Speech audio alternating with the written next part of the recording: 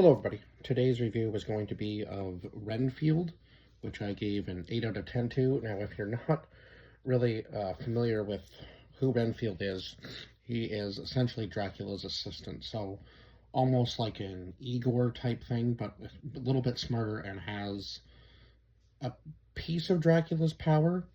I'm not really sure exactly how Dracula was able to give him his powers, but yeah, without biting somebody, I'm not sure how Dracula could have transferred his powers. But the difference between Dracula and Renfield is that Renfield gets his powers from eating bugs, and Dracula obviously gets his powers from, the blood of humans. Um, Now, Dracula has I guess the more innocent the person is, the more power Dracula gains from the blood, is what I was learning throughout this movie. And of course, Renfield kind of goes off on a tangent and saying that, Dracula deserves more. He should try for more than just what he's been doing over all these years and just, having a servant basically come and feed him people. He should, expand his horizons. So Dracula decides that he's going to take over the world. World domination is his next plan, which is kind of crazy because Renfield is trying to stop him throughout this movie, but ends up kind of pushing him over the limit. And of course, Renfield has been going to these therapy sessions with this group in order to find new victims, I guess, essentially, for Dracula to feed on. And of course, none of these people are good, and Dracula's starting to notice a pattern, and he's saying, like, I need some nuns, a bus full of cheerleaders, like anybody who's good, in a sense, I guess.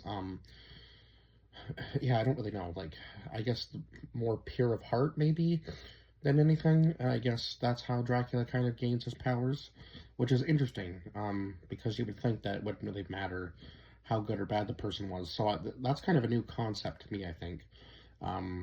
But I guess the more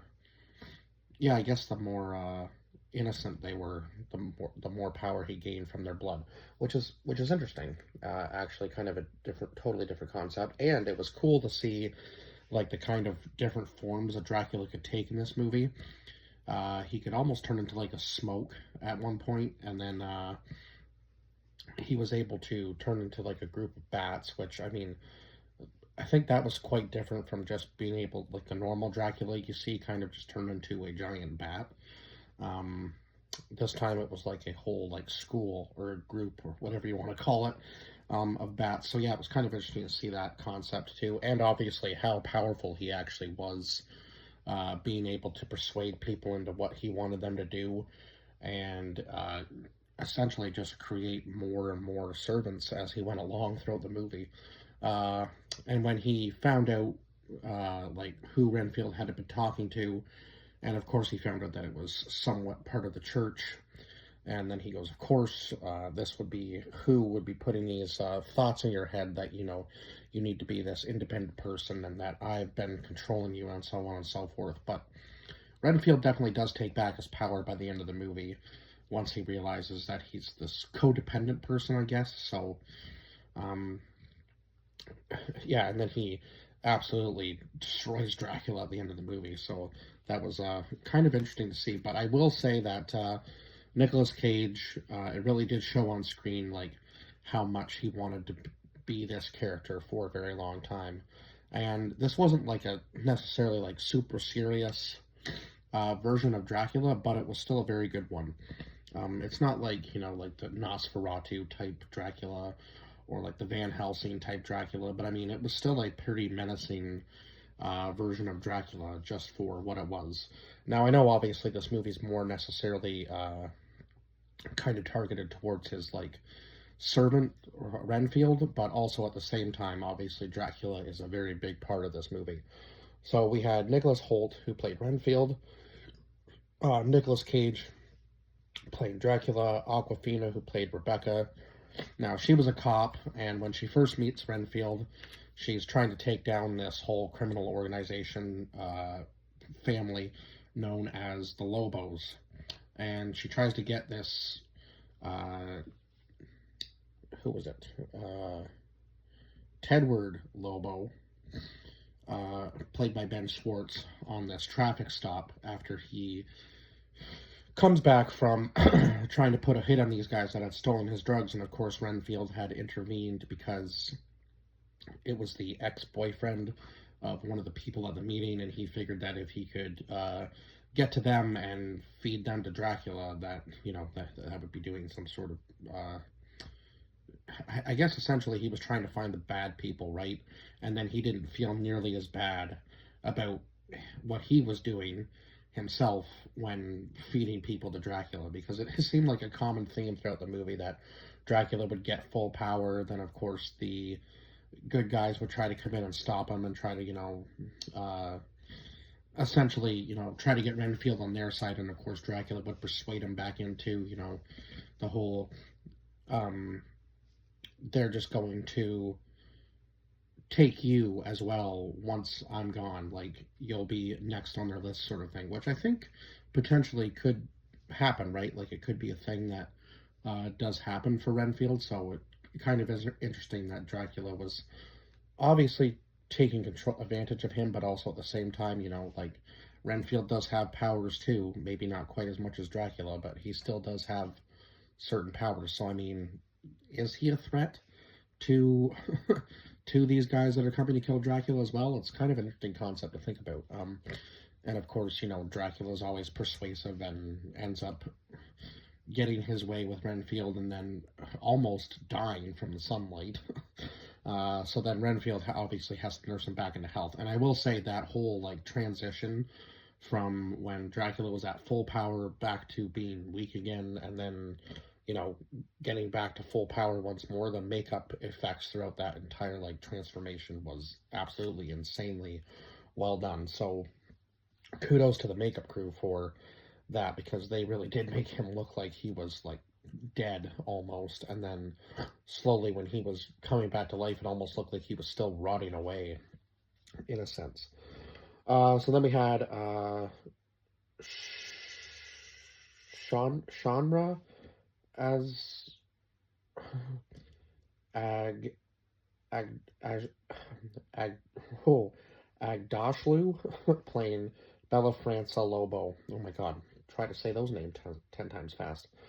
Then we had Brandon Scott Jones playing Mark. So Bella Franca Lobo was the mother of Tedward Lobo, and she was saying that their crime family wasn't necessarily like the biggest or the strongest, but they were always the most powerful, I guess, from what I gathered, just because of their presence. But I guess she was trying to say that obviously Tedward was making them look somewhat bad from his recent actions, and not being able to obviously control their product, right, and having it get stolen right from under their noses. So clearly that's going to make them look weak if other crime organizations are saying, hey, these guys aren't maybe necessarily as strong as we thought they were, and they're letting other people get away with quite a bit. Now, he does put out a hit on them, and of course, Renfield is in the middle of the guys who stole his drugs. Renfield gets in the middle of that, and then, of course, I think he meets Rebecca at this, like, bar when I guess they called him Teddy Lobo throughout most of the movie, even though his name was Tedward, which was kind of weird. But anyway, so yeah, when Tedward comes back to the bar, what was I trying to say there?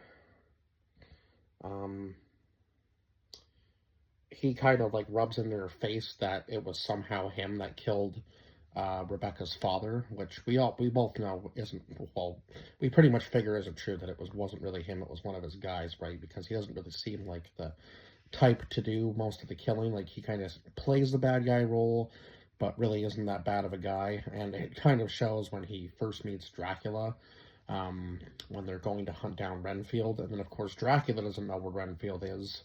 So then the Lobos team up with Dracula to try to create this world domination plan with Dracula, and I think that's probably when Dracula was slowly starting to lose himself a little bit, because he felt like he had to align with somebody else, and being how powerful he is, why does he need to do that, right? If he's not somewhat scared of what could potentially happen to him, why would he want to team up with anybody else? And I feel like maybe he was just trying to create a army for himself.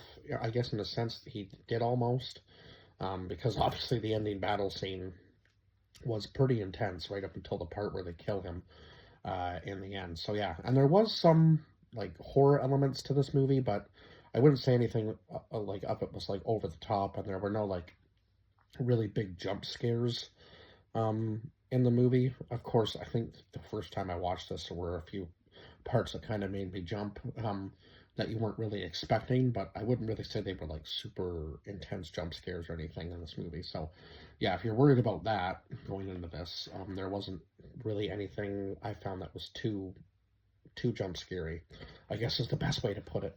Uh, but the soundtrack was good for this movie. The action was great.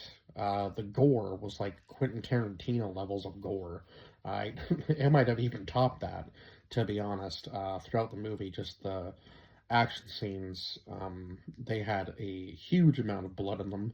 Um, Again, rivaling like Quentin Tarantino. I'm actually wondering if he like had something to do with this film partially and just didn't want to take credit for it, because it just seemed like a Quentin Tarantino film in certain parts of it, or whether the director of this movie, had some inspiration from some Quentin Tarantino films, because yeah, they weren't afraid to show the blood and gore in this movie, and I appreciated of that, because a lot of the movies I feel like hold back these days because they don't want to show the violence, which I mean, it's an action movie, right? Like why aren't we why aren't we showing it if we can? It just makes sense. Like when somebody gets shot, they're going to bleed. So why are we covering that up? You know what I mean? Like, or when somebody gets their arm ripped off, it's not just going to be, the blood's not going to clot immediately. There's going to be some serious, serious blood loss there. So yeah, I'm glad that this movie, wasn't afraid to hold back on the blood and gore. Uh, and then we had Camille Chen as Kate, who was Rebecca's sister. So uh, now, of course, the Lobos seem to have gotten to Rebecca's sister before Dracula was able to. Yeah, before Dracula meets Rebecca. So I'm kind of thinking Dracula had that plan so he could try to separate Rebecca and Renfield, obviously, from one another, so that he could, take the one person that really Renfield really cared about, I guess, the most, and, turn her against him, sort of thing. Now, I wouldn't really say there was like a love interest between the two of them, but there was definitely like a friendship, like a bond between the two of them, obviously, throughout the film. So, yeah, and I think Renfield kind of realized, like, Rebecca called him a hero, and he was like, oh my God, like, nobody's ever really referred to me as that before, so somebody's actually just seeing me for who I am or who I would like to be, instead of just a servant to Dracula. And when he tries to explain that to her after she gets shot, when she decides that she's going to save him instead of giving him up, uh, she kind of like, doesn't take it too seriously at first, but then once she realizes that he's actually telling the truth, she, starts to take things a little more seriously. And of course, obviously, she still wants to take down the Lobos, so she figures that she could probably use, obviously, Renfield's help to do that too. So yeah, I guess each person kind of had like their own way of, using personal gain for the other person in a sense, but I mean, they really wanted just to take down Dracula, and one of them wanted to take down the Lobos. So I guess they just kind of fed off each other throughout the film for that, for their own purposes, right? Uh, but what else? What else can I really say about this film? The comedy in this was surprisingly good. Like, just little interaction between Dracula and Renfield when he's in his like apartment. You just kind of have to watch it to completely, I think, appreciate all the little comedic moments throughout this movie. Uh, yeah, so definitely give this movie a watch. I did give this an 8 out of 10. I thought it was a, like for what it was, for an action vampire, uh, like comedy action flick, like with vampires in it. I thought this was pretty damn good. So, yeah, 8 out of 10. And I guess I will see you guys in the next review. Bye bye for now.